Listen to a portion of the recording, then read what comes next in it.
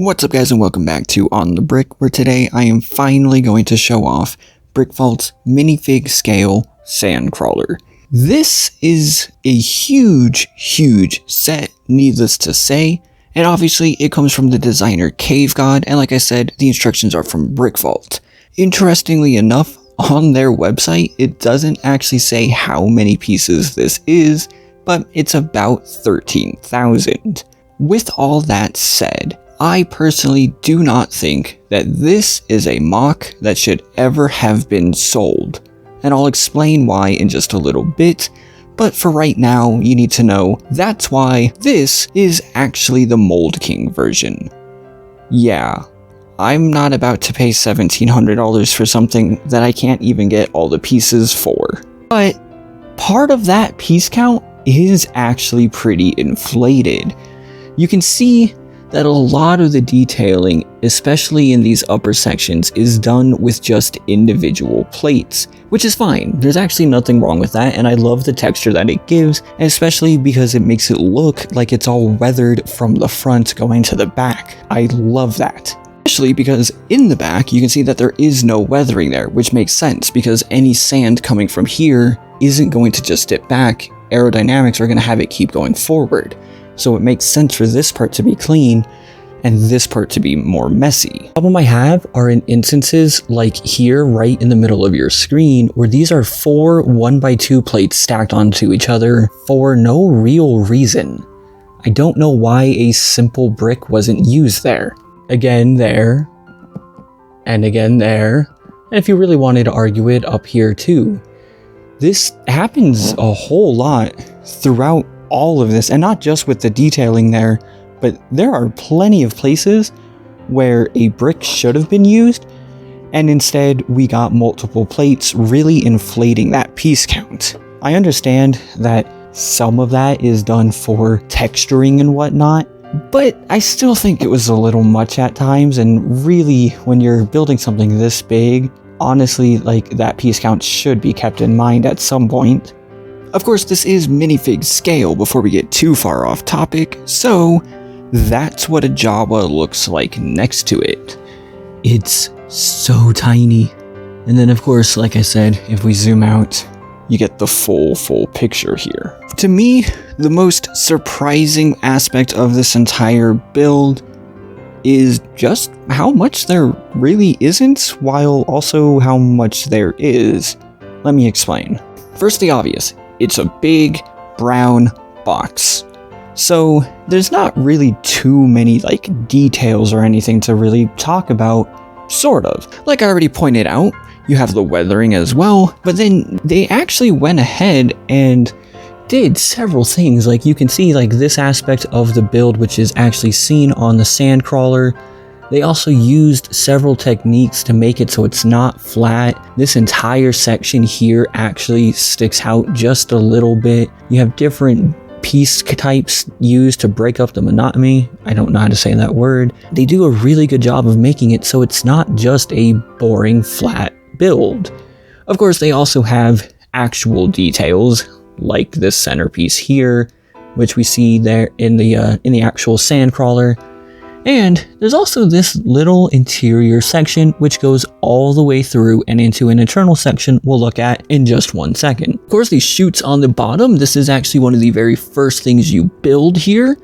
And these sections in the middle are a little fragile. I don't really like how they're done, but once it's on there, it's not too big of a deal. The wheels also have a lot of detail on them, which is a little weird because these, as you can tell, they're actually doubled up. So when you're building this, everything you do on this side is pretty much mirrored on that side, including all these details. And I feel like, again, that's just a bunch of extra pieces that weren't really necessary, but some people would be sticklers for that, so I can understand why it was included.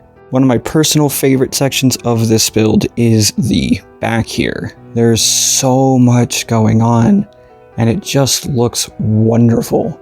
There are a lot of greebles here, a lot of different techniques used, all just to get all these details, and it looks amazing, especially when you go on top and it continues.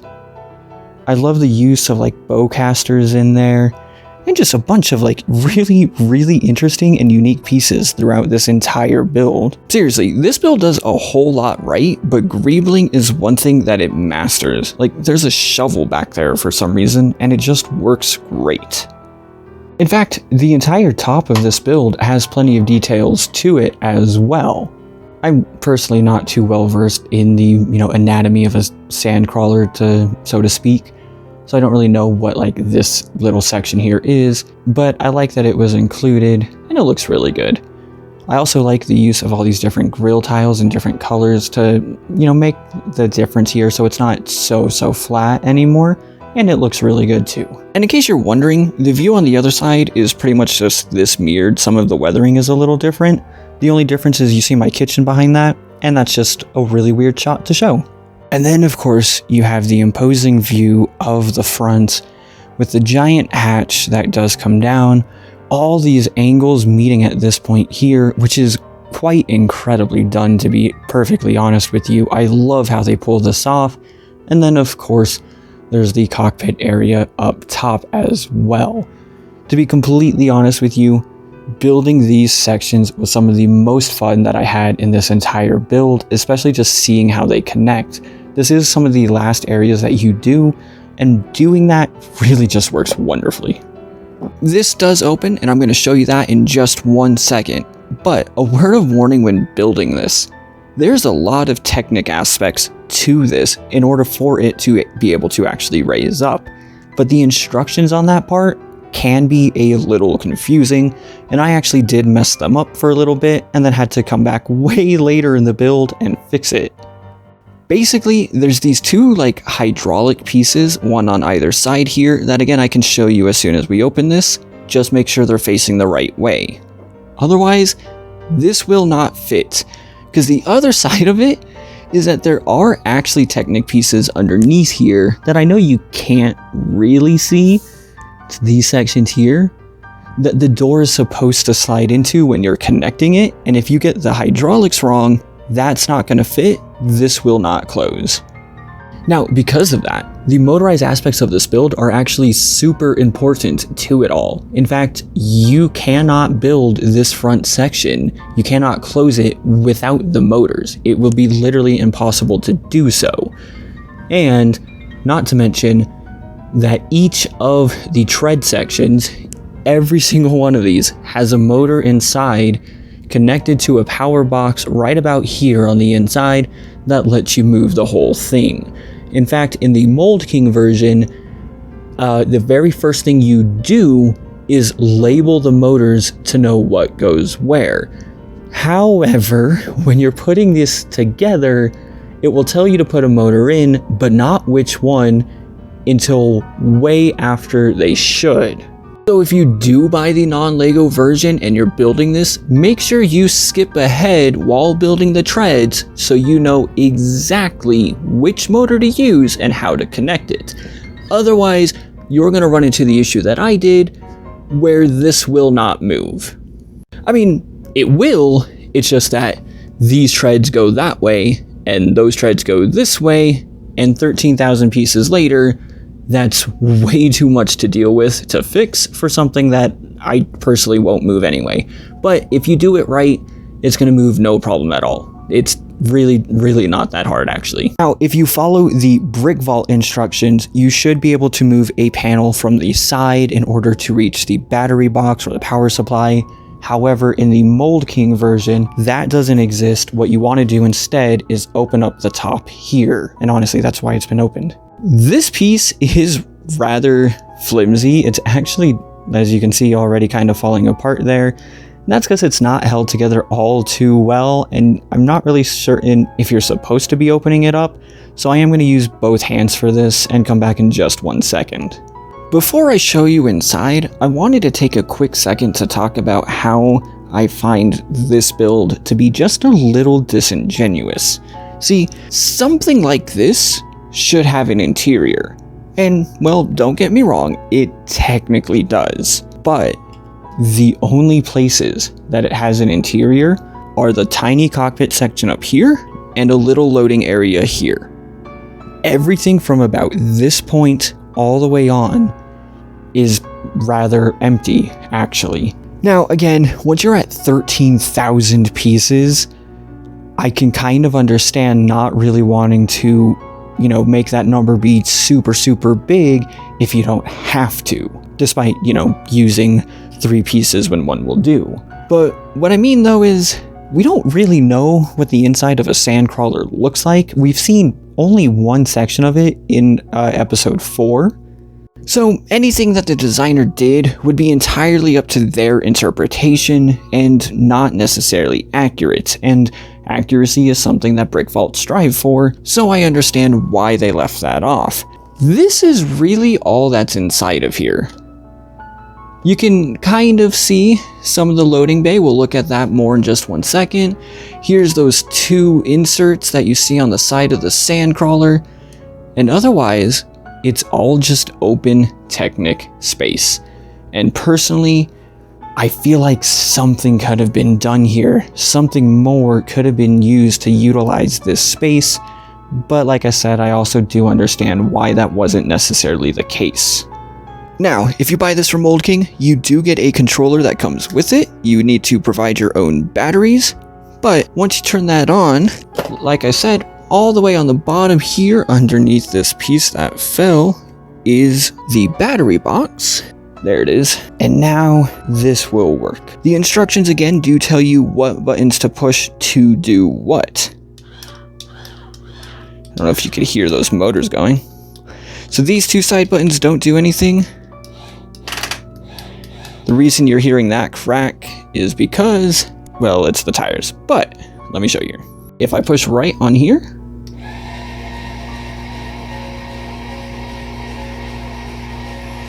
this is real time, by the way.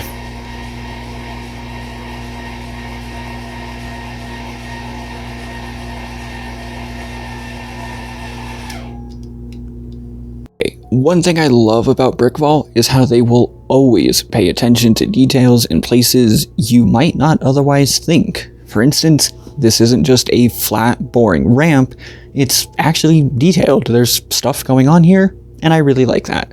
But then, if we look inside, you can see there's a whole lot going on in here, even if the lighting isn't really the best. Let's fix that. Now, these 2 hydraulics are exactly what I was talking about. These are what you need to make sure are correct. It's a little hard to tell here, but you have to make sure that this section, let me see if I can get my finger in here, this top section is facing up, otherwise it will not work. It's a little weird to see in the instructions, so just make sure when you're putting it in, that's what you do. But personally, I love all the details in here. These little side hallways, like right there, that's what leads to the outside that we saw earlier. See? You can just see it right there. And then there's like this whole section, it's tiled off. They have like the different walls and everything. They really put a lot of attention to detail in here. And it's awesome to see. They even have the studs. So if you want to take a Jawa, you can just, you know, put them in there or whatever. And it's great. On top of that, there's also a second floor. Now, this is all just display. These Technic things here are all just display. There is no function to them whatsoever.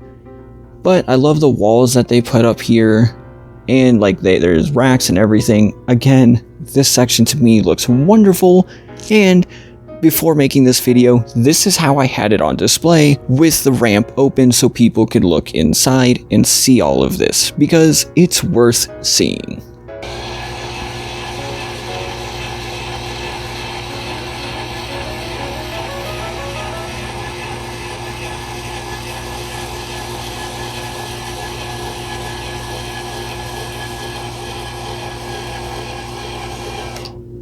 In fact, to show you again from this side, the only aspect I don't like about it is how when you're looking from the front, you can see all the way through. It's a little weird.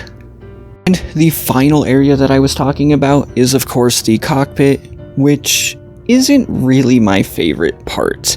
I think it looks okay, there's just not all too much going on here. Keep in mind, if you build this with real Lego and not Mold King, like all of these should have stickers and displays and should be like computer panels and all that kind of stuff. But I personally just don't like all the white going on here. I don't think it really fits that well. It really just stands out and, well, it's a sandcrawler on Tatooine. It's supposed to be dirty and mucky and you know, rusty, and pristine white does not get that across for me. There's also a lot of open space, and, well, let's talk about that for 1 second, because I'm sure you noticed how weird the alignments up here really are. See, whenever Mold King takes a set from Brickvault or anyone else, they always change it and change the instructions just a little bit. I'm not really sure why. Most of the times, it just makes it worse. And this is one of those instances. For instance, this front part is currently only sitting on 4 studs right there. It's not supposed to do that. There are more toe balls just like this underneath about halfway, right about here, and on the other side that you're supposed to use a rubber band to connect to a hook here to keep it all in place. So if you remember when I said a few videos ago that the front fell off, that's pretty much what happened. I was trying to adjust this to make it look better and it just fell off. Super easy to put back on, still kind of annoying. So this is one section that if you were to build this, even if you get it from Mold King, use the Brickvault instructions for, it's gonna look so much better.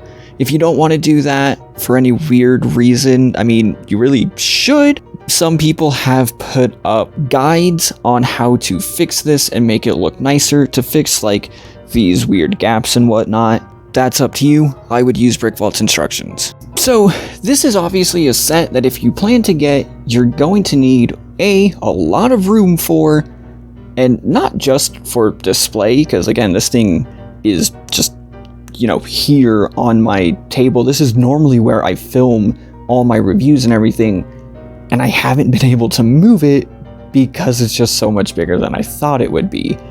Maybe if I get an extra pair of hands, probably 2 pairs of hands, I'll be able to move it. It's probably just going to sit here for right now.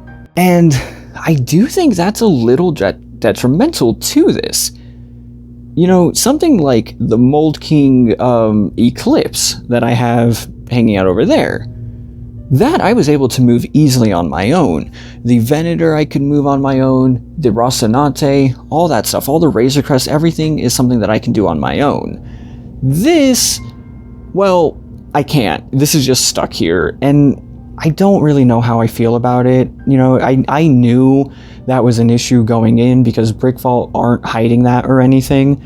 They're very clear about how you should move this. You know, if you don't have an extra pair of hands, I mean, you should. First of all, never move this alone. This thing weighs over 60 pounds. Second of all, I really should have built it on a board so that I could move it, and that's my fault for not doing so. But that's not why I said this should never have been sold. This should never have been sold because of the inclusion of a single piece. See, this set, along with other sets, but this set is why when Brickvault say things like that they check for part availability, or when they tell me that they're not okay with part kits because they dry up the market, this is why statements like that are so incredibly disingenuous. Let me show you what I mean. Because if I go over here to this back panel, and in fact you see them a lot here, this piece, this panel piece, that is included in so much of this build. There's a ton of them down here.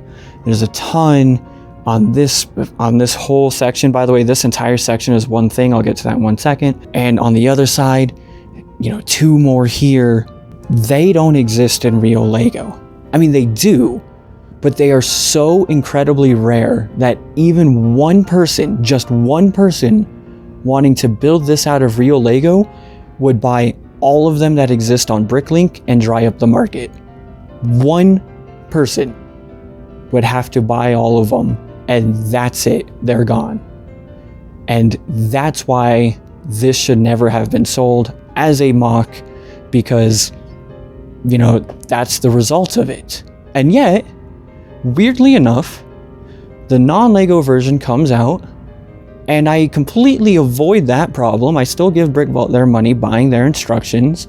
I save myself a ton of money, and I have an awesome looking set where I didn't buy every single last one of these panel pieces. Now, of course, this build is several years old from Brickvault. I'm not sure if they had the same level of scrutiny back then, or if they would even allow it now. Still, you know, something like this you can easily just use a few bricks for and probably get a similar result. Again, it's really weird because why use something like this to try and fill up as much space as possible, and then over here you use 3 pieces instead of a brick? So I don't really understand the logic there of, yeah, we're going to use a super rare piece to try to fill up all this space instead of 3 not rare bricks, but then we're going to expand the piece count when we don't need to. That's logic that just does not make sense to me. So, with all that said, is the build process hard? How is it? Well, it's actually really easy. This is one of the easiest builds I've ever done. There is a little bit of technicality to it. There's a little bit of knowledge that you're gonna have to have. If you've never built a custom set, probably don't want to start with this one, but it's not hard. And the reason for that is because it's broken down into a lot of very easy builds. In fact, it's probably 10 times easier to build the non-Lego version because they use number bags and they break it down. So first, you know, you build this underside section. There's a whole support system in there. You build the treads, this underside, and then you basically just build the entire Technic structure inside and go from there. You know, for like this entire section is one panel that you build in, then you mirror it.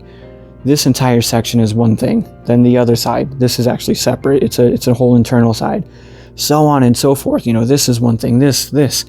It's all just giant panels that you put on, meaning that if I really wanted to move this, it wouldn't be all too hard to do that. It would take time. I'd have to take off every single panel, move it to somewhere else, and put every single panel back on, and I just don't want to do that right now.